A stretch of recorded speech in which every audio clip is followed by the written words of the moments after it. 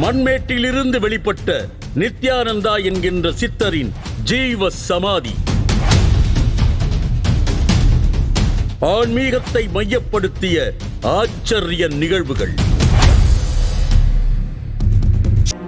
கடலூர் மாவட்டத்தில் உள்ள கோழிப்பாக்கம் என்கின்ற ஊரில் அமைந்திருக்கிறது நித்யானந்தா சுவாமிகளின் ஜீவ சமாதி.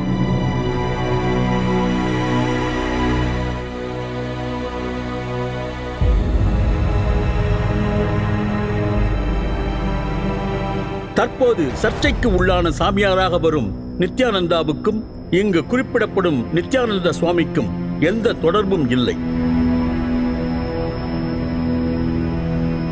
1930ஆம் ஆண்டுக்கு முந்தைய காலகட்டத்தில் இலங்கையில் யாழ்ப்பாணம் பகுதியிலிருந்து சுப்பிரமணிய சுவாமி 200 ஆண்டுகளுக்கு முன்பு இந்த பகுதியில் வாழ்ந்து தனக்கிருந்த சக்தியால் பொதுமக்களுக்கு சேவைகளை செய்து ஜீவ சமாதியான ஒரு மகானின் ஜீவ சமாதியாக சொல்லப்படுகிறது.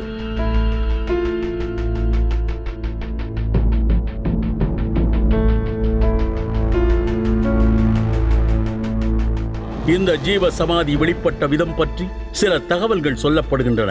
1930ஆம் ஆண்டுக்கு முந்தைய காலகட்டத்தில் இலங்கையின் யாழ்ப்பாணம் பகுதியில் இருந்து சுப்பிரமணிய தேசிகர் என்ற மகான் இந்தியாவின் பல்வேறு பகுதிகளிலும் ஆன்மீக சுற்றுப்பயணம் மேற்கொண்டதாக கூறப்படுகிறது. வடநாட்டில் ஆன்மீக பயணம் மேற்கொண்டிருந்த போது அவரது தியானத்தில் இங்கிருக்கும் ஜீவ சமாதி பற்றிய தகவல் தெரிந்ததாக கூறுகிறார்கள். 200 வருஷத்துக்கு முன்னெல்லாம் மண் மேடாக தான் இருந்ததுங்க, கம்ப்ளீட்டாக மண் மேடுங்க. அது ஒரு ஆண்டின்னு சொல்கிறாங்க, ஒரு அம்மா விளக்கேற்றி வழிபட்டு வந்துட்டு இருந்தாக்காங்க.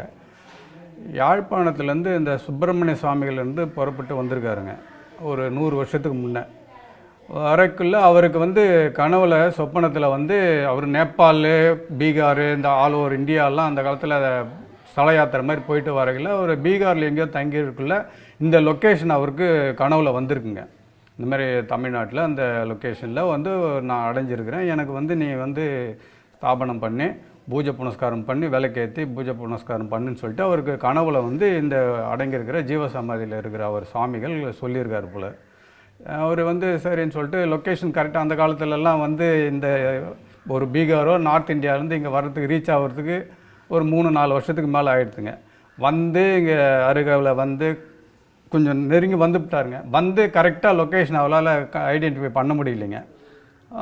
இந்த இங்கேருந்து 1 கிலோமீட்டர் பக்கத்தில் ஒரு பெரிய ஆலமரங்க, பெருசு, ரொம்ப பெருசு, அது 300 வருஷத்துக்கு மேலே இருக்கும் அந்த ஆலமரம்.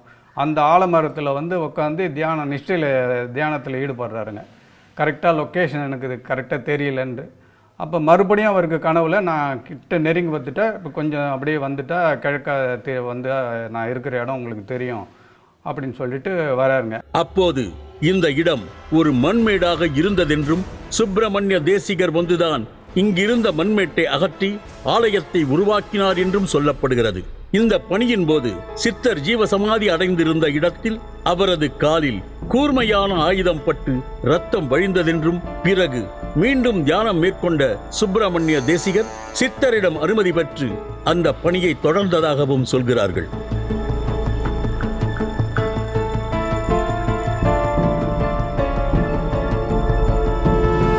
சுப்பிரமணிய தேசிகரால் இந்த சித்தர் ஜீவ சமாதி வழிபடப்படும் நிலையை அடைந்திருக்கிறது.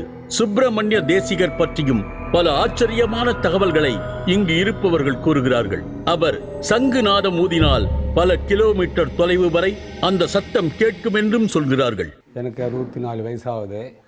நாங்கள் குழந்தையில் விளையாடின்னு இருக்கும்போது இந்த கோவிலுக்கு சாமி கும்பிடும்போது ஊரில் உடம்பு சரியில்லை குழந்தைங்களுக்கு, அவங்களுக்கெல்லாம் ஒரு ஜுரம் வருது, ஒரு இது பண்ணணுன்னா இந்த சாமியார் சுப்பிரமணிய சுவாமின்றவங்க இங்கே தங்கியிருந்தாங்க. அவங்க அந்த ஒரு பெரம்பு ஒன்று கையில் வச்சுருப்பாங்க. அந்த பெரம்பை எடுத்து மந்திரிச்சு விட்டாங்களாம். ஒரு வேலைக்கு ஒரு 2 வேலை 3 வேலை மந்திரிட்டோம். அந்த ஜுரம் வேறு ஏதாவது உடம்பு சம்மந்தப்பட்ட பிடிகள் ஏதாவது இருந்தாலும் நீங்கி ஒரு நல்ல மாதிரி ஆகிடும். ஒரு முடிகவுறு போடுவாங்க. அது முடிகவுறு போட்டால் அந்த ஜுரம் எதுவும் இல்லாமல் நல்ல மாதிரியாக இருப்போம். புதுச்சேரியில் அவர் சமாதியானதாகவும் இந்த ஊரை விட்டு செல்லும் போது இனி திரும்ப வரமாட்டேன் என்று கூறி சென்றதாகவும் சொல்கிறார்கள். இந்த இடத்திற்கு வந்து மனதை ஒருநிலைப்படுத்தி தியானம் செய்தால் அமைதியும் நேர்மையான அதிர்வுகளும் மனதுக்குள் பரவுவதை உணரலாம் என்று சொல்கிறார்கள்.